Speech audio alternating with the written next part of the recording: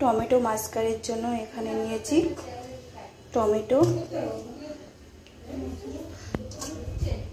এবং এখানে পেঁয়াজ, তারপর কাঁচা লঙ্কা, শুকনো লঙ্কা 2টা, তারপর এদিকে হচ্ছে তেজপাতা। কড়াই দিয়ে দেখো তেল বসিয়েছি, তেল গরম হয়ে গেছে। তো এখানে একটু 5 ফোড়ন দিলাম, এখানে শুকনো লঙ্কা, 5 ফোড়ন, তেজপাতা দিয়ে দিলাম। তো একটু লাল লাল হয়ে গেলে কাঁচা লঙ্কা আর পেঁয়াজ দিয়ে দেবো।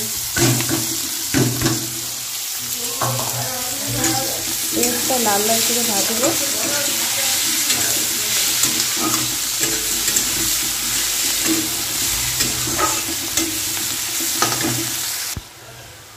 পেঁয়াজটা এদিকে লাল লাল করে ভাজা হয়ে গেছে। তো এখন এটাতে টমেটো দেব।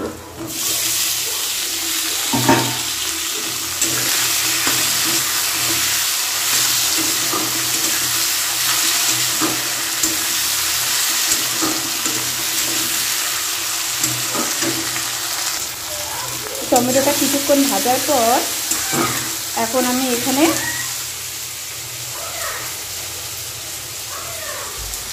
হলুদ গুঁড়ো দিব,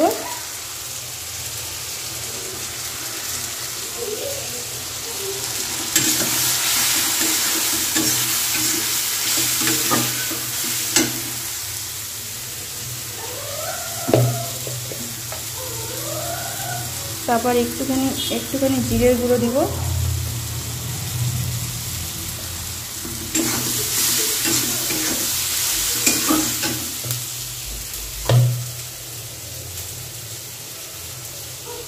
এক চামচ লঙ্কার গুঁড়ো দিব।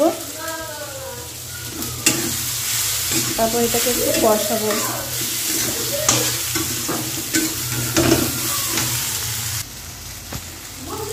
তারপরে যে এখানে একটু স্বাদ মতো লবণ দিব,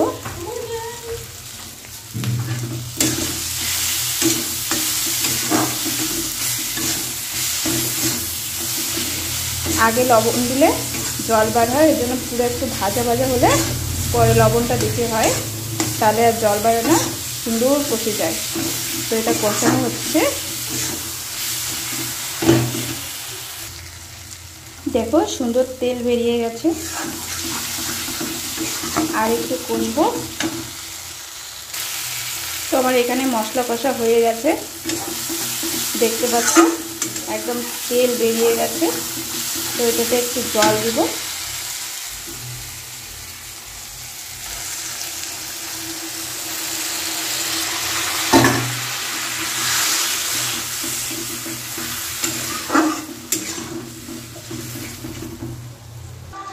তো আমার জল দেওয়া হয়ে গেছে। জলটা ফুটলে মাছটা দিয়ে দিব।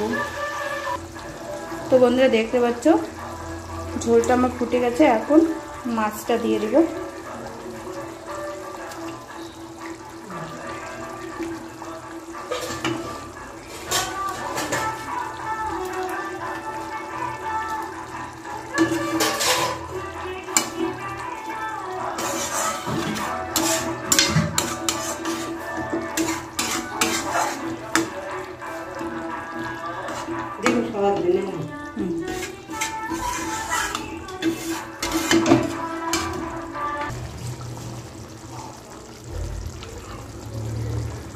আমার টমেটো মাছ কারি রেডি। এই যে ধনিয়া পাতা দিলাম, আমার রেডি একদম। এখন আমি নামিয়ে নেব। বন্ধুরা দেখতে পাচ্ছ আমার টমেটো মাছ কারি রেডি হয়ে গেছে। তো এই যে